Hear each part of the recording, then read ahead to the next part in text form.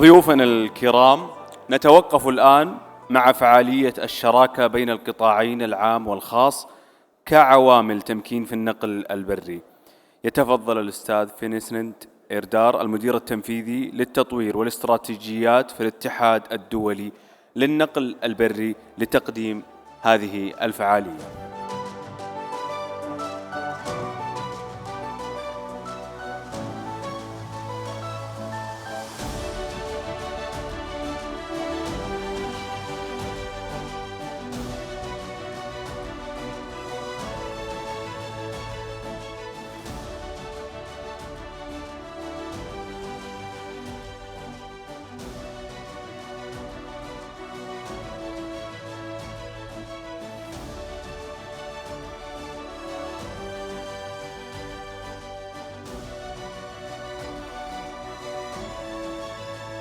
إذن بعد 3 دقائق من الآن تبدأ هذه الفعالية.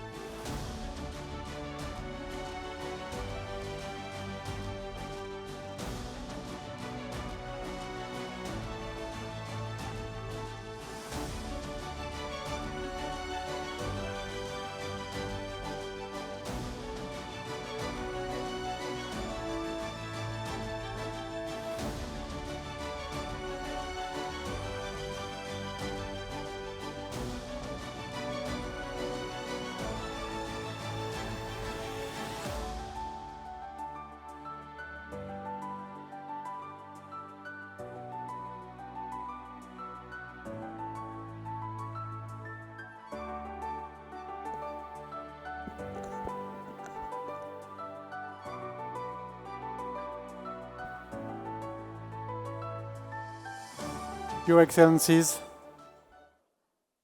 colleagues, ladies and gentlemen, it's a great honor to address you today, and I graciously thank the Saudi authorities and event organizers for the invitation to do so. After 6 editions, the Saudi Supply Chains and Logistics Conference has become one of the most important events for the industry and government in the region. I'm going to speak to you today about the value of public-private partnerships, PPPs, as land enablers. But firstly, let me ask you this question. Can we advance land transport and logistics without using PPPs? Probably not. You just need to look at the countries which have jumped the highest on the World Bank Logistic Performance Index ranking over the recent years: Latvia, Uruguay, Greece, Lithuania, and of course Saudi Arabia, which jumped 17 places to 38 over the last 5 years to 2023. All of these countries make heavy use of public-private partnerships to develop and advance their transport and logistics sectors. Saudi Arabia has become a global role model for PPPs in transport and logistics. The question is, I would like to explore with you this afternoon, is how can we use PPPs, private and public partnership, more effectively to accelerate progress in transport and logistics? For the Kingdom, accelerating logistic performance via PPPs is clearly about Saudi Arabia achieving 2030 vision via its national transport and logistics strategy in particular. So PPPs build the roads, ports, and airports that help Saudi Arabia jump 17 places in the Logistic Performance Index. But infrastructure-focused PPPs are not the whole story. Soft PPPs are the multiplier that will drive the Kingdom into the global top 10 and keep it there after 2030.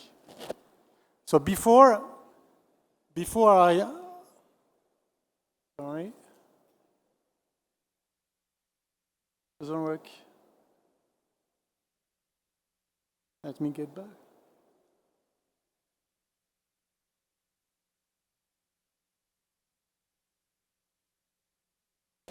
Before I try to answer our question, how use PPPs more effectively, let me briefly explain where I'm speaking from.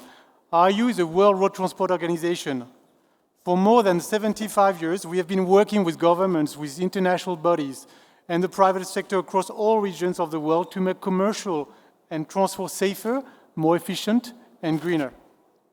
So we represent companies and associations that move goods and people every day, haulage and logistic operators, shippers, passenger transport companies, and the national associations. In other words, we sit at a nexus between regulations and operations, between policy and what actually happens in the world, on the road. So our vision reflects that position. We connect societies with safe, efficient, and green mobility and logistics. And we do it not just by advocating, but by designing and running concrete solutions with governments. In other words, by building soft PPPs in road transport. And since the Vision 2030 was launched in 2016, IU has been proud to be part of Saudi Arabia's logistic journey, working with many actors in the Kingdom in these reforms and investment have taken place. Our work is global, but is very much also local. Here in Saudi Arabia, we closely work with the Ministry of Transport and the Dhaka Tax and Customs Authority, with our member SATA and our RU Academy partner MELI, and with leading companies such as Aramco, Gasco, Sapco, along with many other operators and shippers active in the Kingdom. Each of these relationships, in practice, form the basis for soft PPPs. With ministries and authorities, we co-design and implement standards, procedures, and digital solutions. With operators, we translate those frameworks into workable processes on the ground. With training institutes, we turn standards into skills and certify competencies for drivers, for managers, and inspectors. So when I talk about PPPs today, private and public partnerships, I'm not speaking in abstract terms. I'm drawing on real partnerships, including those we have already here in Saudi Arabia. that are shaping border procedures, driver trainings, safety standards, and corridor operations every day.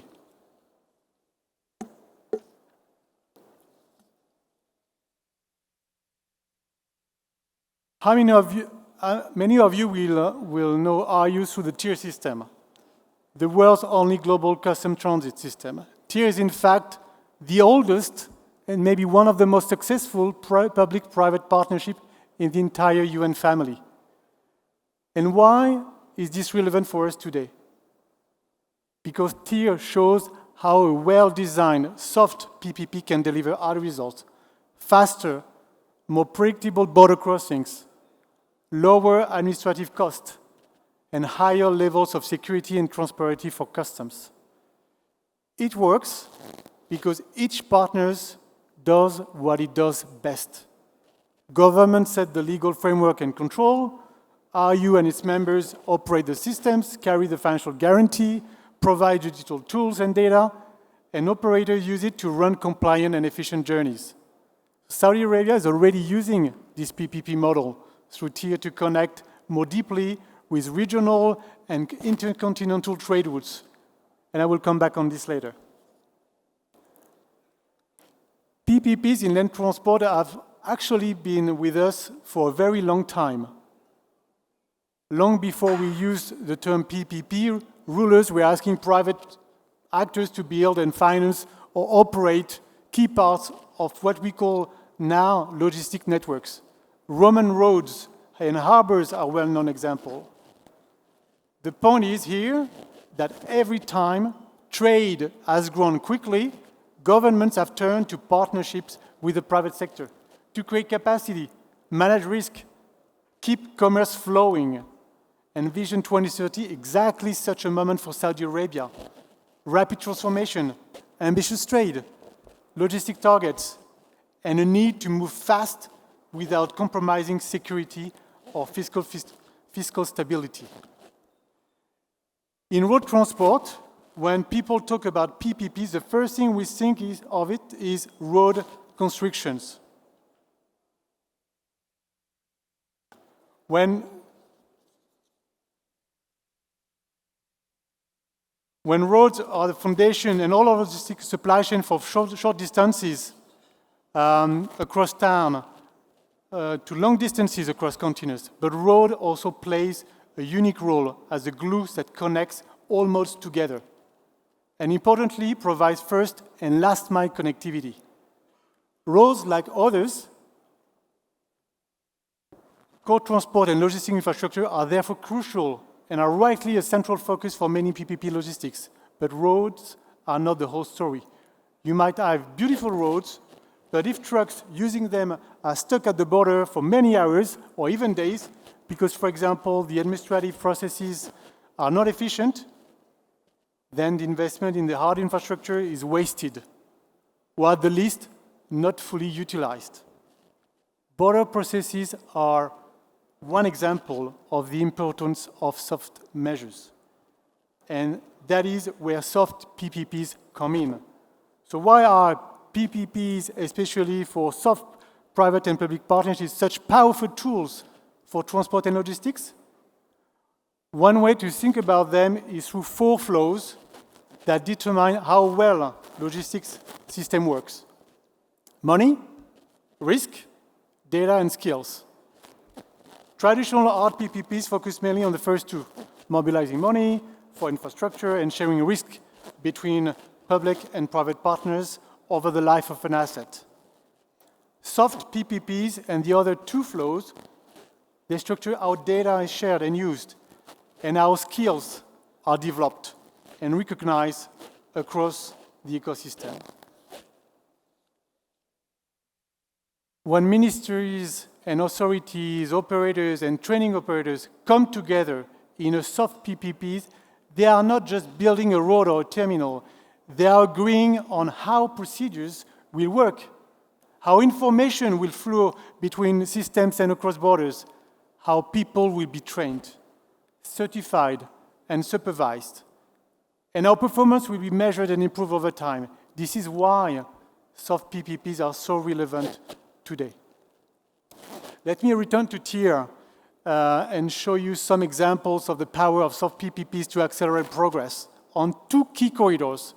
The middle corridor, from China to Europe, via Central Asia, the Caucasus, and Turkey, and the Iraq development corridor that crosses the country from Kuwait and Saudi Arabia, also to reach the south, to reach Turkey in the north. The TIR system is fully operational across all countries along both corridors. A soft PPP itself, but one that also acts as a catalyst to improve border and custom processes between governments and companies along the whole corridors. Let me give you a few figures. Middle corridor overland train volumes have more than doubled in the past 2 years, and they are forecast to double again through 2023. Moreover, the type of trade using this corridor is evolving. Historically used for raw materials such as petroleum and minerals, is now increasingly shifting to container traffic, which has more than tripled in the last 12 months. Trade along the Iraq development corridor has also been growing rapidly since the beginning of this year. And this allows, for example, to transit from Gulf Cooperation Council ports overland to Europe, avoiding the Suez Canal and the Red Sea. So this also leads to dramatic time savings for intercontinental routes.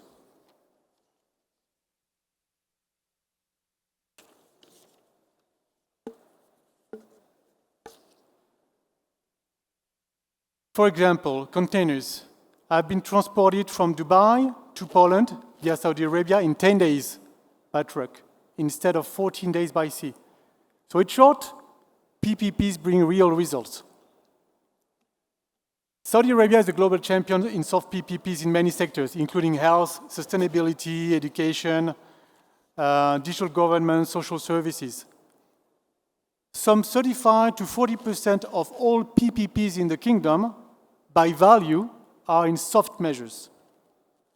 So the gap between soft and hard PPPs, especially in transport, should be addressed for Saudi Arabia to accelerate progress and fulfill its true potential as a global logistic hub. That is a challenge that I lay down to all of you here today. Returning to our questions on PPP as land transport enablers, let's look at how to build effective soft PPPs in land transport and logistics.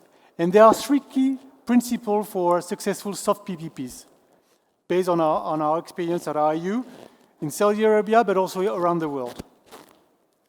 Firstly, use global standards as the basis of any soft PPPs. Don't reinvent the wheel. Global standards are crucial for intermodal supply chains. Supply chains are global, even national and regional trade hubs need to use global standards to be successful. Basing soft measures on global standards ensure efficient and robust processes that are easily replicated and scaled up. This lower cost for government and businesses. It increases access to international capital and increases security through greater cross-border interoperability and transparency. And there are many examples. I already mentioned to you TIR, which run here in the Kingdom in partnership with our member SATA. An example is the UN CMR Convention, the global standards concerning the contractual conditions for the international carriage of goods by road. So if a proposed PPP targeting services, processes, or training is not anchored in an existing UN or international standard, such as TIR, such as CMR, such as the ADR, the Treaty for Dangerous Goods, or ISO standards, that's a red flag. Secondly, be fully digital. Not only for some of the processes or services, but fully end-to-end. This sounds obvious, but there are still many areas of international logistics in many countries, especially in relation to government processes that are not yet digital.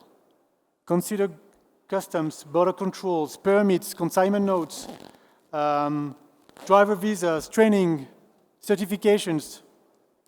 Depending on the country, they are still often paper-based or fragmented, creating bottlenecks and inefficiencies.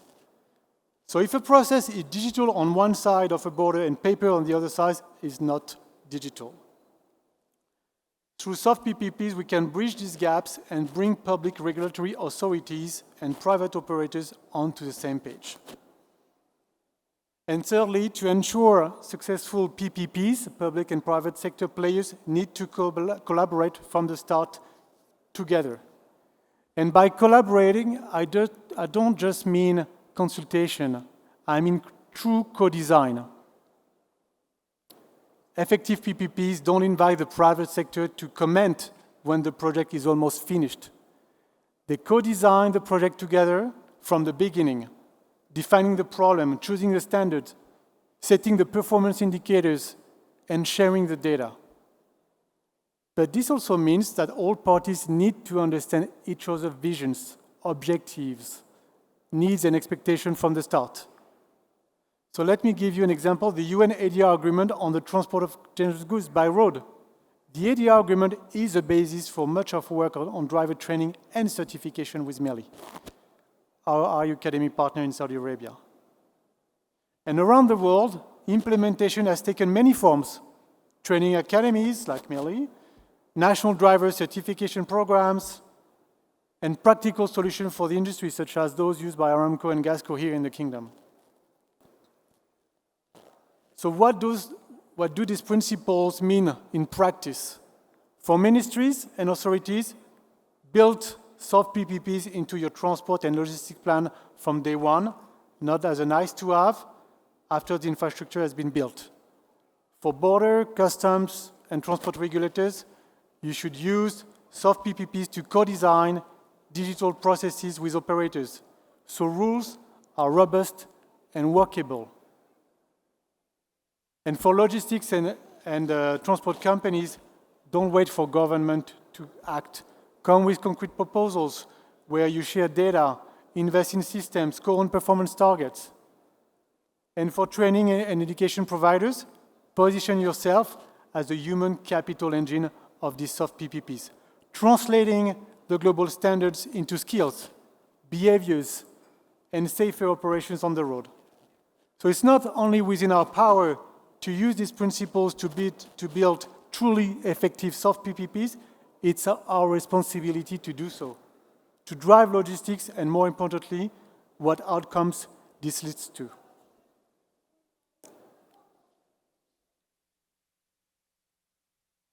Let me begin to wrap up my presentation by looking at why need soft PPPs in transport and logistics. When we consider soft PPPs, it's essential to understand the ultimate outcome, not only for the industry, but for the broader economy and the society as a whole. This is why Saudi Arabia's Vision 2030 and related strategies such as the National Transport and Logistics Strategy are so powerful, because they are embedded in a vision for the wider Saudi economy. And let me highlight 3 key areas to illustrate what I mean. First, safety. When we talk about safety in the context of soft public-private partnership, it's important to recognize how skills, human factors, and technology all come together. These elements combine with clear standards and the intelligence we gain from real-world operators help us make meaningful progress on safety. That is why initiatives with our RU Academy partner MELI, including programs with Saudi companies such as Aramco and Gasco, are so important in driving safer roads in the Kingdom. These types of programs cover a wide range of topics on safety and certification.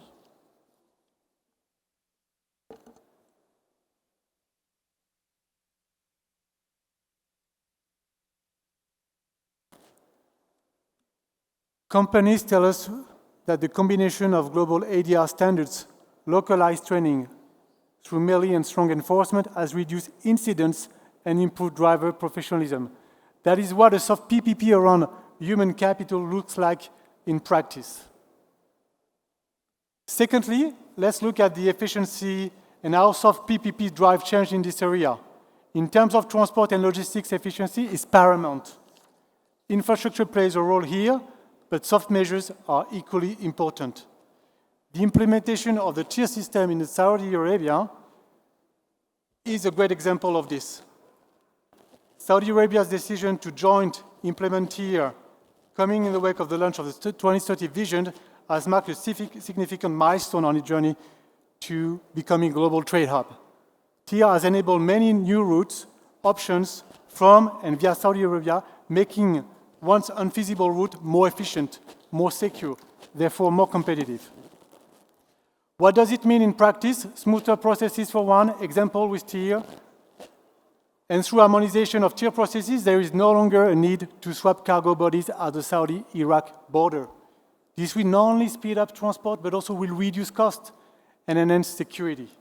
And that's a good example of soft PPPs, producing tangible results almost immediately, like I mentioned for the Iraqi development corridor, cutting journey times from GCC to Poland from 24 days by sea to 10 days by truck. And how we did achieve this? It was not by building a road. It was because customs, transport ministries, and operators agreed on a single standard, tier, committed to digital processes and align inspections and risk management along the route. Another example of soft PPPs. And finally, let me give you an example of soft PPPs that make transport greener. IU members have adopted the Green Compact, an industry-wide commitment to reach net zero by 2050, based on evidence, testing approaches, and scaling up solutions. Our research that has shown that the most effective way to decarbonize commercial road transport is to focus 50%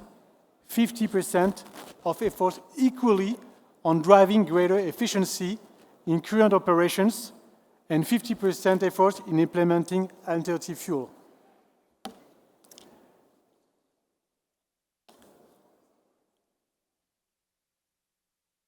In practical terms, this means finding and implementing efficiency with our drivers, vehicle, logistic networks as a whole, as well as the implementation of alternative fuels and the enabling environment needed for the industry to invest and operate new powertrain technology. And the road transport industry cannot do this alone. We must work with the broader logistic ecosystem and other modes of transport, our clients and our suppliers, and most importantly, our regulators. Hence, PPPs, and notably soft PPPs, are essential tools in scaling up sustainability and logistics everywhere. In infrastructure, PPPs help building charging infrastructure for electric trucks and refueling networks for hydrogen vehicles, and to connect road and ITS infrastructure with the wider energy grid for smart charging and energy management. And in policy, soft PPPs are developing common standards for vehicle retrofit, such as electric hydrogen conversions, and rolling out incentives to boost low-emission vehicle take-up. By leveraging soft PPPs, we can drive real progress in sustainable transport and logistics.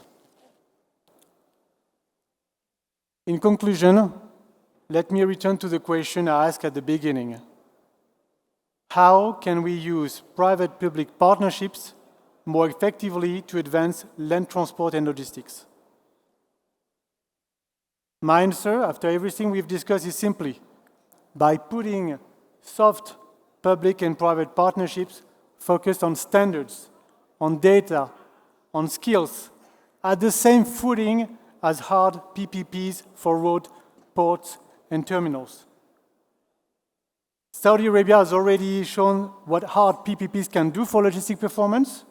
The next leap into the global top 10 and beyond 2030 will come from the quality of the soft partnerships you build between ministries, authorities, operators, training institutes.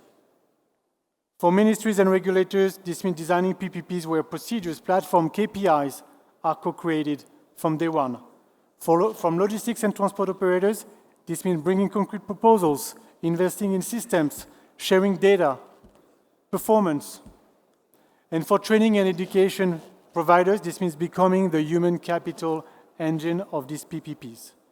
Turning global standards into local skills, safer operation, greener fleets. If we get this partnership right, safer roads, more efficient corridors, and more sustainable logistics will follow. Not as promises in a strategy, but as a measurable results for citizens, for communities, for businesses, and for our partners across the region. RU stands ready to continue working with you to design and implement these soft PPPs so that Vision 2030 logistics ambitions to become a long-term reality well beyond 2030. Excellencies, colleagues, ladies and gentlemen, it's been an honor for me to share these thoughts with you today, and I look forward to the partnership we build together, and thank you for your attention.